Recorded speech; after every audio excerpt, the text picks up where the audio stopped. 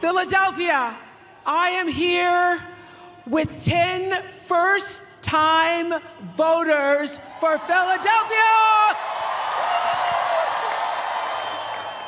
So Phoenix, I hear you did research before voting. I did. It was really important to me that the policies that Kamala Harris has proposed for women's reproductive rights and education equality are what led me to cast my ballot for her. Fantastic. And Eddie, I heard you stood in line because? Because honestly, it was an honor as an African American to exercise my right to vote, which my ancestors fought so hard for. And as a professional soccer player for the Philadelphia Union, I know that God, He gave me the opportunity to be a leader in this platform to encourage my peers and all of you out here to stand for what's right. Go Kamala. And Sophia, you haven't voted yet, but you're getting up at what time tomorrow to go vote? 7 a.m. 7 a.m. when it's open, okay? And my family's from Puerto Rico, so voting. Puerto Rico! So voting this election just means so much to me, and I plan to become a future OBGYN, and I'm so excited to vote for Kamala Harris to ensure my future patients' freedom. That's fantastic. We need more female OBGYNs. And so all of you are voting tomorrow morning, getting up early, voting tomorrow morning. Thank you for exercising your freedom of expression and your power as citizens of this country. How many first-time voters? Raise your hand, first-time voters. Beautiful to see you. Thank you all for coming here tonight and representing all the people who will be voting tomorrow. Those of you who have not voted, thank you so much. You know, on January 20th, 1961, President John F. Kennedy issued a challenge. He said, ask not what your country can do for you, ask what you can do for your country.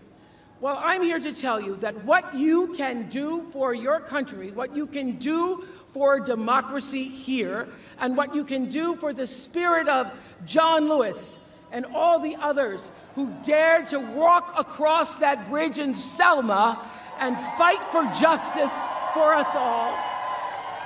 What you can do for every pregnant young woman who has died because she was not eligible to receive the emergency medical care she desperately needed because of an abortion ban. What you can do for yourself and what you can do for everyone and everything you cherish is vote. And if you are watching or hearing me right now and you haven't already, you have got to vote. And listen, I know that some of you are feeling burnt out and bruised and maybe inconsequential. Nothing could be further from the truth. Every single vote, every one is going to matter. That's why I've come to Philadelphia tonight. And yesterday, I was all the way across the country, and I was hiking on a Sunday afternoon, and I met a woman named Angela, who told me that she was going to sit this one out. Now, I know she was immediately sorry she told me that, because I would not let up. So I said, sit this one out. We don't get to sit this one out.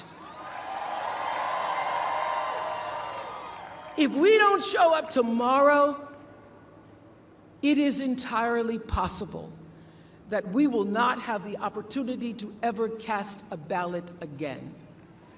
And let me be very clear.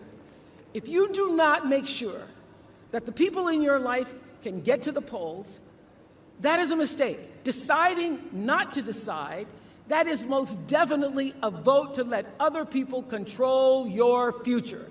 Now, we all know what we're voting against.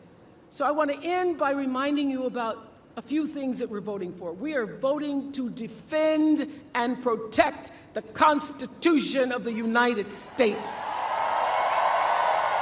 We are voting for values.